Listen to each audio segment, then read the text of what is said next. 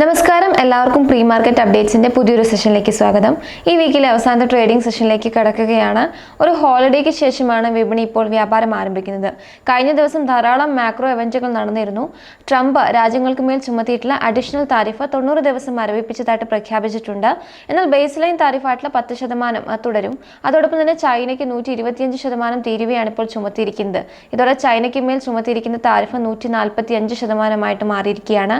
താൽക്കാലികമായിട്ട് താരിഫ് മരവിപ്പിച്ചു എന്നുള്ള വാർത്ത വിപണികൾക്ക് വലിയ തോതിലൊരു ഊർജ്ജം നൽകിയെങ്കിലും അതിന് വലിയ ആയുസ് ഉണ്ടായില്ല. തുടക്ക വ്യാപാരത്തിൽ ശക്തമായ കുതിപ്പ് രേഖപ്പെടുത്തിയ US സൂചികൾ അവസാന നിമിഷത്തിൽ ആ നേട്ടം കൈവിട്ടു. S&P 500 3.46% ഇടിവിലാണ് ക്ലോസ് ചെയ്തത്. നാസ്ഡാക്ക് 4.31% ഇടിവിൽ 16,387.31 എന്ന റേഞ്ചിലാണ് ക്ലോസ് ചെയ്തത്.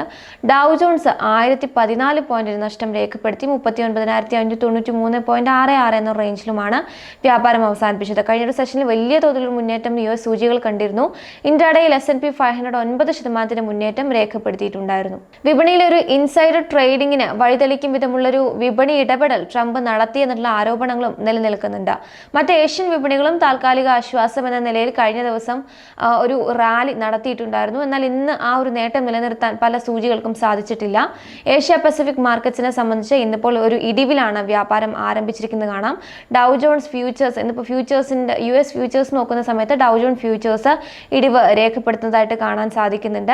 അപ്പം S&P 500 ഫ്യൂച്ചേഴ്സും ഒക്കെ തന്നെ ഒരു ഇടിവിലാണ് രേഖപ്പെടുത്തിയിരിക്കുന്നത്. ആഭ്യന്തര വിപണി ബുധനാഴ്ചത്തെ സെഷനിൽ 22,399 എന്ന നിലയിലാണ് വ്യാപാരം അവസാനിപ്പിച്ചത്. TCS, ഇൻഫോസിസ് ഒക്കെ കനത്ത ഇടിവിലായിരുന്നു വ്യാപാരം അവസാനിപ്പിച്ചത്. ഇന്നിപ്പോൾ ഗിഫ്റ്റ് നിഫ്റ്റി എന്തൊക്കെ പറഞ്ഞാലും ആഗോള വിപണികൾ ഒരു നെഗറ്റീവ് ട്രെൻഡ് നടത്തുമ്പോഴും 450 പോയിന്റിന്റെ ഒരു ഗ്യാപ്പ് അപ്പ് ഓപ്പണിംഗ് ആണ് ഇപ്പോൾ ഇൻഡിക്കേറ്റ് ചെയ്യുന്നത്. ഗിഫ്റ്റ് നിഫ്റ്റിയിൽ ആ ഒരു മൊമെന്റം നിലനിർത്താൻ വേണ്ടി സാധിക്കുന്നുണ്ട്. ഏഷ്യൻ വിപണികളെ സംബന്ധിച്ച് ആ ഒരു ഇടിവ് തുടരുമ്പോഴും ഗിഫ്റ്റ് നിഫ്റ്റി ഒരു നേട്ടത്തിൽ മുന്നോട്ട് പോകുന്നുണ്ട്.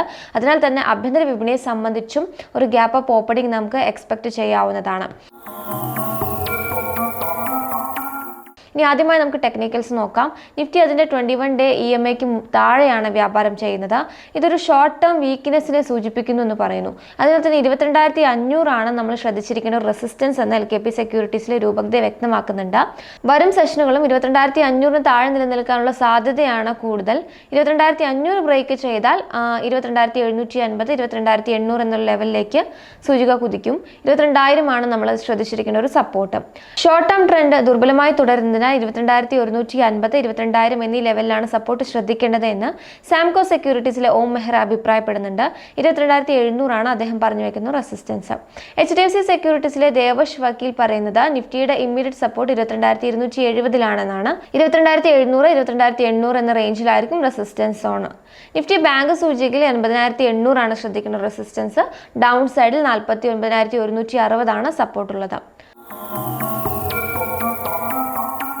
അടുത്തത് ഇന്ത്യ വിക്സ് നോക്കാം. ഇന്ത്യ വിക്സ് കഴിഞ്ഞൊരു സെഷനിൽ 5% ഉയർന്ന് 21.43 എന്ന ലെവലിലാണ് സെറ്റിലായിരിക്കുന്നത്. FISനെ സംബന്ധിച്ച് 4,358 കോടി രൂപയുടെ ഓഹരികൾ വിറ്റഴിച്ചിരുന്നു. DIS 2,976 കോടി രൂപയുടെ ഓഹരികൾ വാങ്ങുകയും ചെയ്തിട്ടുണ്ട്. അവസാനമായി ശ്രദ്ധിച്ചിരിക്കേണ്ട സ്റ്റോക്സ് നോക്കാം. തീർച്ചയായിട്ടും ഇന്നിപ്പോൾ TCSന്റെ ഒരു റിസൾട്ട് വന്നതിനാൽ TCS നമുക്കിന്ന് ശ്രദ്ധിക്കാവുന്നതാണ്. TCSന്റെ റിസൾട്ടുകൾ എസ്റ്റിമേറ്റിനേക്കാളും താഴെയുള്ള നമ്പേഴ്സാണ് റിലീസ് ചെയ്തിരിക്കുന്നത്. കഴിഞ്ഞ സെഷനിൽ TCSന്റെ ഓഹരികൾ ഇടിവിലാണ് വ്യാപാരം അവസാനിപ്പിച്ചത്. ആ ഒരു ഇടിവ് തുടരാനുള്ള സാഹചര്യം തന്നെയാണ് റിസൾട്ടിൽ നിന്ന് വ്യക്തമാകുന്നത്.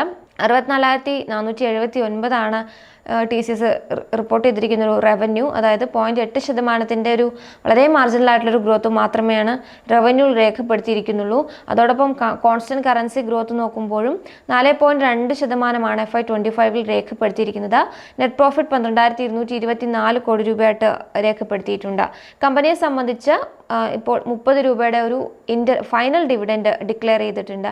ഇതോടുകൂടി കഴിഞ്ഞൊരു സാമ്പത്തിക വർഷത്തിൽ 126 രൂപ ഇതോടുകൂടി കഴിഞ്ഞ സാമ്പത്തിക വർഷത്തിൽ 126 രൂപയുടെ ഒരു ഡിവിഡൻഡ് TCS നൽകിയതായിട്ടും മനസ്സിലാകുന്നുണ്ട്. ഇനി BHEL ആണ് മറ്റൊരു സ്റ്റോക്ക്. കമ്പനി ഇപ്പോൾ ഇറ്റലി ബേസ്ഡ് ആയിട്ടുള്ള ഒരു കമ്പനിയുമായിട്ട് ധാരണാപത്രത്തിൽ ഒപ്പുവെച്ചതായിട്ട് അറിയിച്ചിട്ടുണ്ട്. ഏകദേശം 10 വർഷമാണ് ഇതിൻ്റെ ഒരു കാലാവധി എന്ന് പറയുന്നത്. കോറമണ്ടൽ ഇന്റർനാഷണൽ നമുക്കൊന്ന് ശ്രദ്ധിക്കാവുന്നതാണ്. കമ്പനിയും സൗദി അറേബ്യയിലെ തന്നെ സൗദി അറേബ്യയിലെ ഒരു പ്രമുഖ ഫോസ്ഫേറ്റ് ഫെർട്ടിലൈസർ പ്രൊഡ്യൂസേഴ്സുമായിട്ട് ഇത്തരത്തിൽ ധാരണാപത്രത്തിൽ ഒപ്പുവെച്ചതായിട്ട് അറിയിച്ചിട്ടുണ്ട്. ഇൻഫോസിസ് നമുക്കിന്ന് ശ്രദ്ധിക്കാവുന്നതാണ്. കമ്പനിയെ സംബന്ധിച്ച് അലൈഡ് ഐറിഷ് ബാങ്ക്സുമായിട്ട് ഒരു കൊളാബറേഷൻ അനൗൺസ് ചെയ്തതായിട്ട് അറിയിച്ചു. സനോഫി നമുക്കിന്ന് ശ്രദ്ധിക്കാവുന്നതാണ്. സനോഫിയെ സംബന്ധിച്ച് അവരുടെ മാനേജിംഗ് ഡയറക്ടർ റിസൈൻ ചെയ്തതായിട്ട് അനൗൺസ് ചെയ്തിട്ടുണ്ട്. ഏപ്രിൽ 30 മുതൽക്കായിരിക്കും ഇത് പ്രാബല്യത്തിൽ വരിക എന്നുകൂടിയും അറിയിച്ചിട്ടുണ്ട്.